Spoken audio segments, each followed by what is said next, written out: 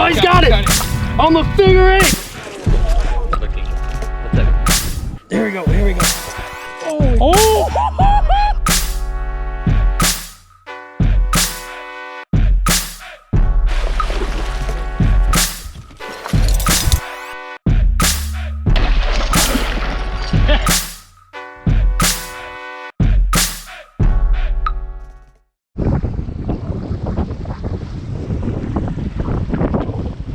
Welcome back to Minnesota. Look who we have here. Who is you? JP Kimbrough. Where they can find you, man? Instagram at JP_Kimbrough and on Facebook and soon on YouTube. Oh, who's your shampoo sponsor? I like to use Pantene. I like to use for the frizziness because it doesn't get my hair frizzy, and then I go with Head and Shoulders conditioner. And then I like to use Arm & Hammer deodorant. Okay, that's enough. And who are you and what do you do, man? I'm JP Kimbrough, ex-college fisherman, hopefully future Elite Series pro. I fish on the Opens and guide on Mille Lacs for big smallmouth. So if you ever want to come catch a big smallmouth, just hit me up. So you said hopeful future Elite Pro. Tell me about your dreams and aspirations. You know, ever since I was like 10 years old, I've wanted to fish on the Bassmaster Elite Series and compete against the best in the world. And ever since I seen the Classic in 2009, I decided that's what I'm doing. And that's what I've been trying to do ever since, trying to, you know, finagle my way up the ladder and climb the ladder as best I can to get to the top. And next few years is key. You know, this year stumbled a little bit on the third event of the year. The next year, you know, we're going to go in full send mode. We're going to try to make that Elite Series and not stumble any. That's the biggest key, is just being consistent. So just not stumbling and making the dreams a reality. All right. Where are you from? Shreveport, Louisiana, and then I spent half the year up here in Minnesota. Really? God's country. Why is that? If you've ever been to Louisiana, June through October, you'd understand why. It's the hottest place in the world, and the fishing is about as terrible as it gets through June through October. Got some guys over there that beat us to one of our holes over there, but we're gonna go snatch some, that's for sure. We're going snatching. Snatching. All right. Really good bug. We'll see what happens. Hope you guys have been entertained thus far. So I think as we get closer to dark, it's going to be our best shot and opportunity. So we'll just kind of fish around where I think these fish are going to set up later and experiment and try a couple new things. So we got a nice little 4-hour window with good conditions. We're just going to keep trying different things, make a couple passes, show them a couple different style baits, and see if we can get one to mess up.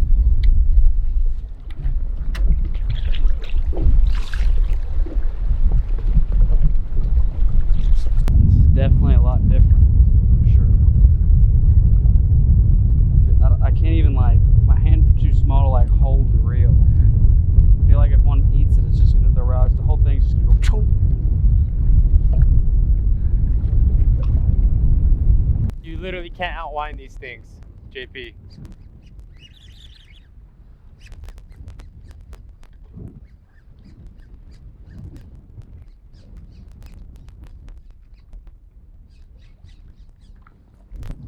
Cast it off. Come on. Did you? Yes. No, we just started to. He grabbed the rope on the backswing. Damn. He made me do it. I didn't do it to him. He did it to himself. Only if you put a leech on it. Only if you put a leech. Best $1.29 I ever spent. JP's. Guy, man. Give him a prototype and he throws it off. You are killing me, youngster.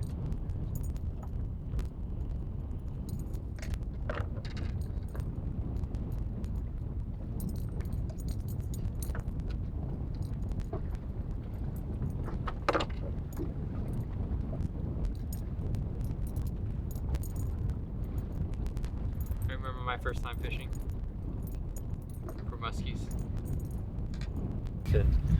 Haven't really played with it too much. As far as muskie fishing goes, this big bait to a bass fisherman is kind of on the diminutive side. Like, I'm almost feeling like it might not have a big enough presence to draw attention. These fish react to size. Like, size is a real factor. That's why you see these guys throwing pounders and 2-pounders and these giant bucktail configurations and these wild prototypes that we put together only to have bass fishermen cast off because they realize there's a rope next to the boat. Okay. Watch that video? Yeah, but that. Just kept pressuring so I could hook the net. Okay. You don't like let them run, drag. No. Okay. It's just like big swim bait fishing. You just hook them and you keep winding.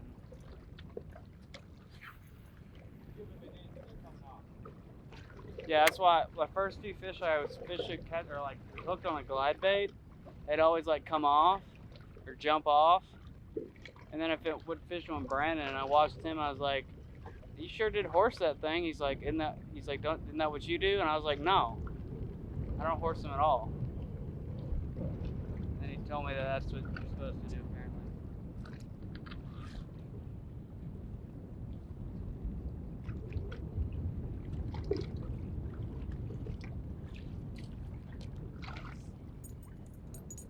Dig into the box of tricks here.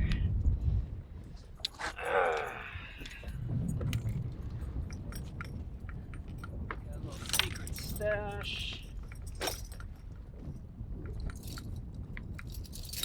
We are going to go with something with a little bit of noise to it. We're calling this the Poodle.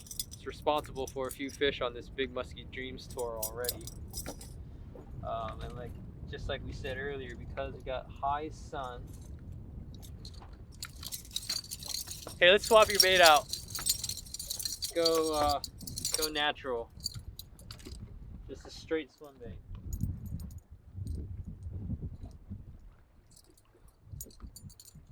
I like that.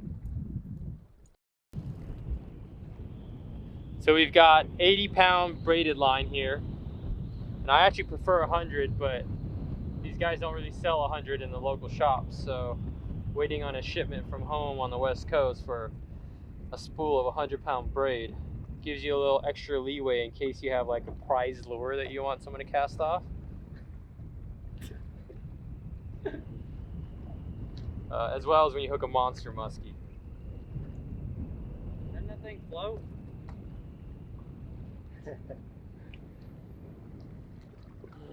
JP. There you go. Oh, this one's way better. This is more of a bass style glide bait. This is a Mega Bass iSlide 262. It's one of my favorite glide baits, and I actually have my existing PB. I actually have my existing PB muskie on that bait, a 46 incher. Got it to react in pretty shallow water. Kind of sight fished it. It was really cool. But we're gonna try a couple different lures on the next drift over this area and see if we can hopefully raise one and even better hook one.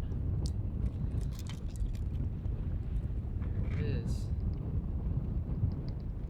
Dirty.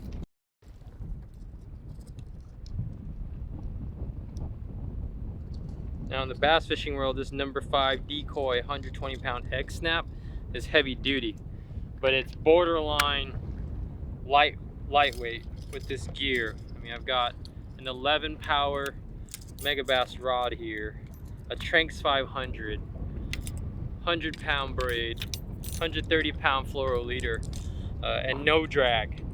It's a lot of pressure to put on. And it's still not imperfect.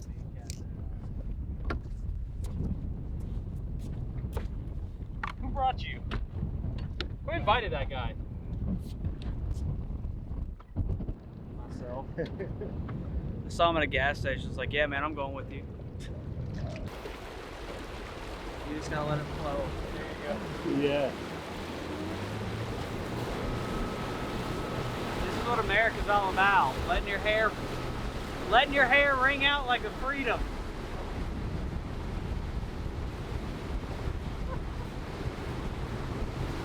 All it needs is a shotgun and a Budweiser. And a screaming bald eagle flying above. Yeah. Low light opportunity. Little window. See if we get a big beast to eat up on top water. I actually raised one probably 10 minutes into fishing last night, and then caught that next one probably within a 5-10 minute span from that sequence.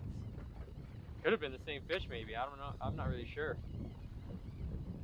It's a little bit more chopped than I like for this bait in particular, but I have got them to eat it in this. What we started out in today was a little bit much for it. I kind of tend to miss them more when it's a little bit more rough. I think they have a harder time tracking it.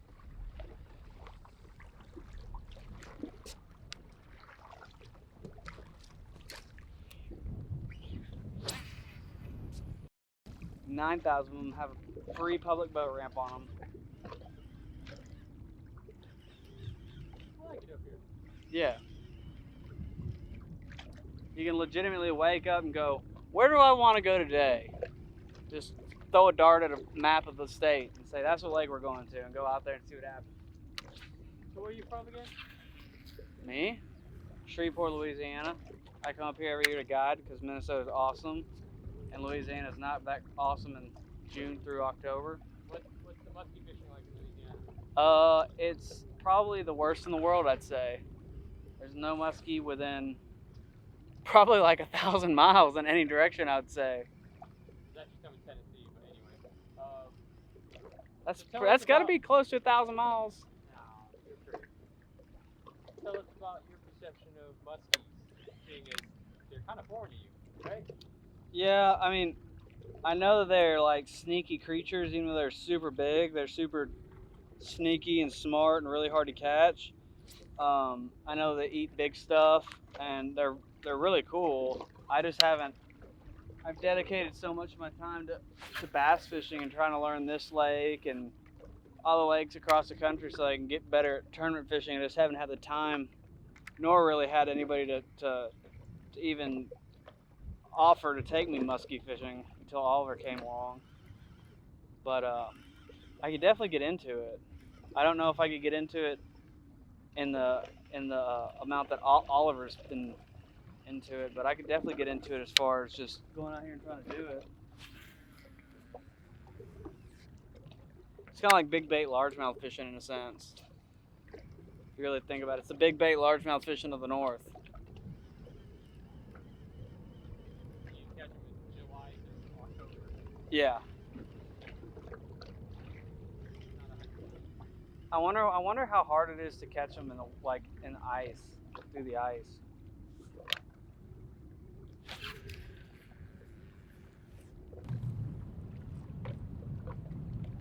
Ooh, it's so hot fire. If you catch a 55-incher, Oliver, I'll show you my flossing skills.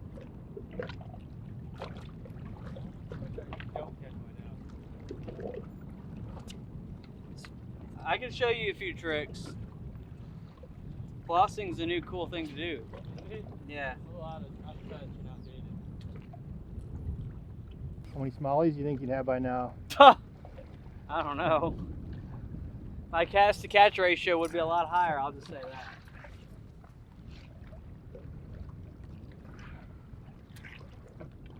The difference is, if I wasn't catching them, I'd know I needed to do something different, but you can't do that with this.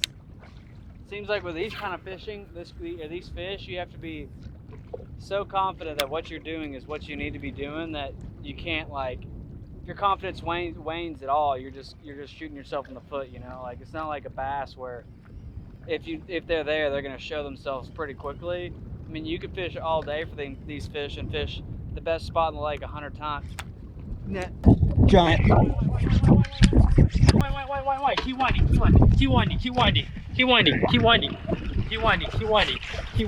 Up, wind. Don't stop winding. Don't stop winding. Away from the boat. Away from the boat. Yeah! Go! Yeah! Let's go! That's a tank, homie. First muskie. Oh my god. No way. Woo! That's so sick. That's so I was sick. just talking about how you can't, like, confidence can't wane. It's good that you have confidence in this thing, huh? Oh gosh. Dude, I was just reeling it and it just goes, doop! I was like, oh my god, I just got a bite! Like, I was reeling it and my hand just flew went, doop! I was like, oh jeez! Oh god! I was like, I got one! Oh my god! Just What are you feeling right now, man? Talk to me. I don't know, it's just adrenaline still. I mean, how big is that? It's big. It's a fat one, dude. Oh my goodness. Good. You nailed that thing. I was like, I don't know how loud I screamed I got one, but I feel like it was really loud. it was loud. I got one! Looks like we got her on the main hook. And we hook too. Oh gosh. Ah, look at that thing, man. What a cool fish. Beast. Trying to keep this hook out of the way. Okay. Hit. Easy. Yeah, perfect hook set. Well, I caught my first muskie. To be completely honest, I really didn't even know if I was going to get a bite. We were just talking about how you had to be fully committed and confident in your area and what you're trying to do and where you're fishing at and the bait you're fishing, and have to be fully committed to it because you don't get that many opportunities or get to see that many fish to make you change or adjust. And mid-sentence, I about got the rod ripped out of my hand by this giant muskie, and it was probably the craziest 30-40 seconds of my life, or at least freshwater wise. I don't think I've ever had a fish freshwater pull that hard and try to literally just bulldog me into the water, and it's just crazy. It's the craziest thing ever. Ready to see how big this thing is, man? Woo! Oh man. You mind if I handle your fish for you? Yeah, go ahead, bro. Okay. Yeah, I trust you more. Yeah. Cool. So the nice thing about this bump board, it's got a nose guard, so we can push it up flush and not have it slide around and get a real accurate measurement. And we've got a metric system up along the top here and good old English on the bottom. Centimeters and inches. Alright. Take these gloves off, kind of minimize the stress and handling on her. You just put those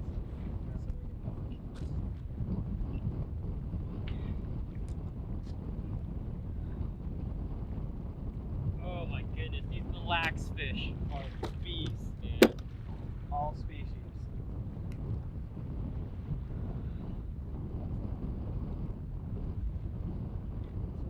Fish like this.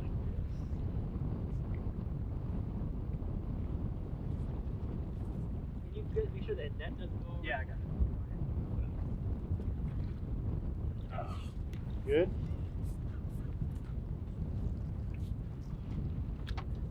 Look at this thing, yo! Oh, dude. Look at that. Almost 45. Watch your hands. 44. That is probably the fattest 44-inch muskie I've ever seen.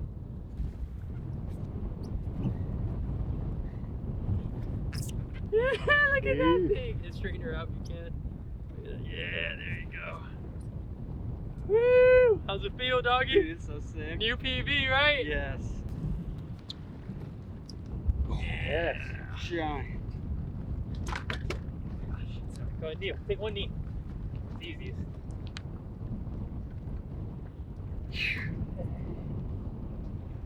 Not a bad field test, huh? Yeah. Look at that. Bye-bye, big girl.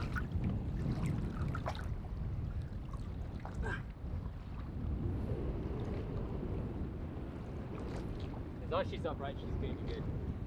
She'll get her bearings. Bye-bye now. That's all, folks. You make it look so easy, man. I don't know. I'm just Must be the hair. Yeah. I gotta get that same shampoo. I'll never forget for the rest of my life when I hooked that thing and I got 2 cranks into it and I just seen jaws just come out of the water, just full head shake, full 44 inches, just thrashing back and forth. It's kind of scary, honestly. Yeah. Like, it makes me not want to swim in the lake anymore. I don't know. Because we were getting short bit the other night on the blade configurations, but you know, that goes back to that pressure factor that we talked about earlier. I feel like the guys that are muskie fishing out here are showing them the same thing over and over. These fish get accustomed and conditioned to it. So that's why we come in with like this West Coast bass style swim bait, you know, modified and rigged for muskies. And it's proven to be pretty effective. I mean, JP doesn't know what he's doing. He just banged a giant muskie. I mean, these are some of the fattest fish I've ever seen. Now, my experience is kind of limited, because I just started fishing these things, you know, a couple weeks at a time for the last 2 years. But man, these fish are special. Oh, he's got it! On the figure 8! Looking. What's that? Here we go, here we go. Oh!